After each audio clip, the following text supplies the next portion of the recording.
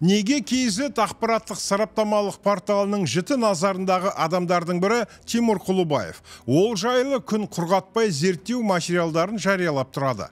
Несібесі қайдан жақсы болып жатқанын, ал қайдан онша болыңқырамай жүргенінде портал материалдарынан аңғаруға болады. Тимур Құлыбаев кейінгі уақытта қандай әрекеттерді қолға алған, несінен құтылып, несін сақтауға бет алған. Соңғы жарияланған материалдардың бірі Құлыбаевтардың Қазақстанның Халық банкі акционерлік қоғамына байланысты. Жалпы Құлыбаевтардың кірісті тоқтатпайтын секторы банк сияқты. Кеш жарық ағайын, бұл неге ақша бағдарламасы?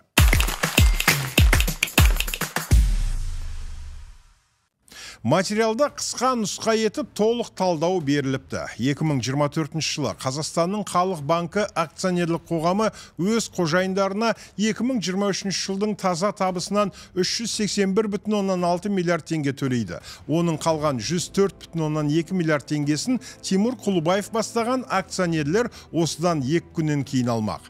Биыл халық тобы мемлекет алдындағы 250 миллиард теңге қарызын толықтай өтеп біткен болатын. Енді акционерлер үшін таза пайдадан дивиденд алуға еш кедергі жоқ. Сол себепті банк жылына бір рет емес, 2 рет дивиденд төлеуге шешім қабылдады.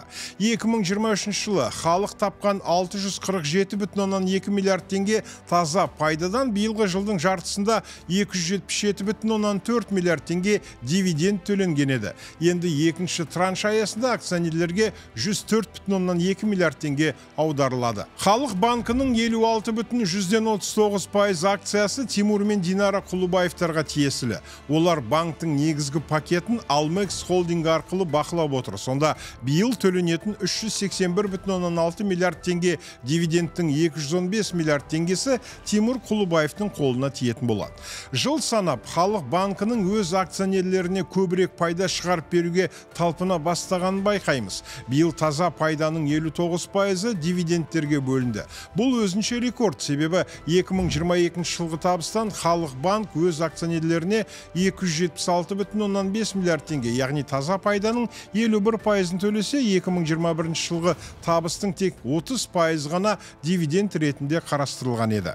Біздің есебімізше биылғы жылдың нәтижесінде банктың таза пайдасы 700 миллиард теңгеден кем болмауы тиіс. Және келесі жылы дивидендтердің таза пайдадағы үлесі 63-64% деңгейінде болуы ықтимал. Демек, келесі жылы Тимур Асқарұлын кем дегенде 252 миллиард теңге приз күтіп тұр. 2022 жылы Тимур Құлыбаев өзінің біраз активтерінен құтылды. Кейбірін сатты, кейбірін жаңа Қазақстан қайтарып алды.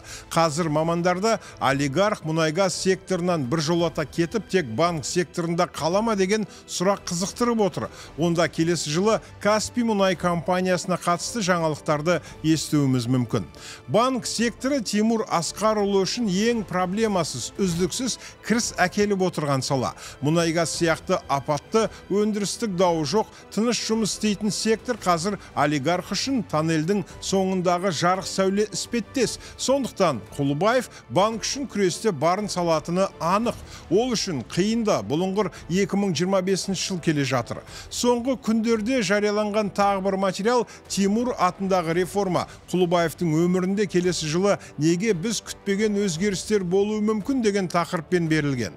Мұнда қызық болжамдар бар. 2023 жыл аяқталайын деп жатқанда Тимур Құлыбаев кезінде өзі құрған Қазэнерджи қауымдастығының төрағалығынан кетті және портфельді компанияларында жаппай кадрлық ауыс түйістер жасай бастады. Неге дерек көзі мұндай кадрлық шешімдер әдетте үлкен өзгерістер алдында болады дейді. Тимур Құлыбаев жасап келген қадамдардың логикалық тізбегі оның Қазақстандағы активтерін арттыратынын емес, керісінше барынша қысқартатынын меңзейді. Тимур Асқарұлы ойыннан шығуға, болмаса барынша кішіреюге бет алатын сияқты. Халық банкі өзінің басқа елдердегі еншілес ұйымдарын белсенді түрде сата бастады. Бұдан шығатын бір қорытынды: болашақта Тимур мен Динара Құлыбаевтар Алмекс холдингі арқылы иелік етіп отырған Халық банкі акцияларында сатуға шығаратын болады. Тимур Құлыбаевтың Каспий мұнай компаниясы Астанадағы AIX биржасынан кетпек. Демек, ол бұрынғыдай қаржылық жағдайын ашық жариялау міндетінен құтылады.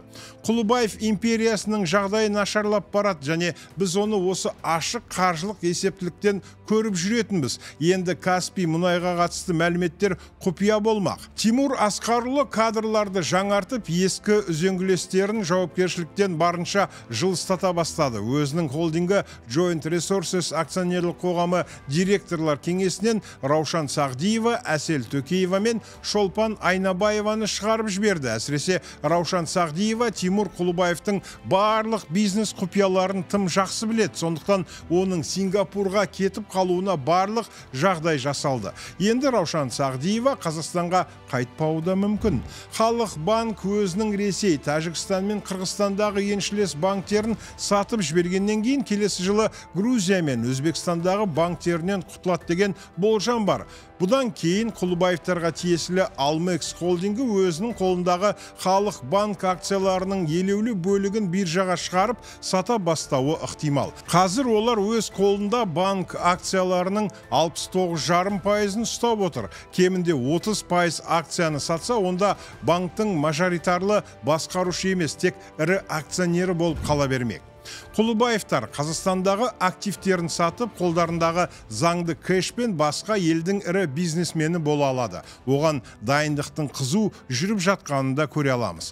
Тимур Асқарұлы дивиденд ретінде өзіне бағынышты Joint Resources холдингінен 35,6 миллиард теңге, Каспий нефт компаниясынан 142,1 миллиард теңге, Шұбаркөл премиум алпауытынан 20,9 миллиард теңге шығарып алды. Бірақ ең басты миллиардтарын ол Халық банк акцияларын сатқанда ала алады. Сондықтан Құлыбаев үшін бір есік жабылса, бірнеше жаңа есік ашылып тұр. Порталда жарияланып жүрген материалдардан Құлыбаевтардың активтеріне қатысты деректер молынан келтіріледі, жан-жақты талдау жасалады. Соңғы күндері жарияланған материалдардың тағы бірінде Құлыбаев Қазақстан темір жолы акционерлік компаниясындағы өзіне тиесілі, ал ел үшін стратегиялық маңызды ірі активтерді Ресей компаниясына сатқаны жайлы деректер келтірілген. Арнайы сіздер үшін неге ақша бағдарламасы? Құрметті көрермен, YouTube арнамызға жазылып, осы мәселе жайлы пікір қалдыра отырыңыздар.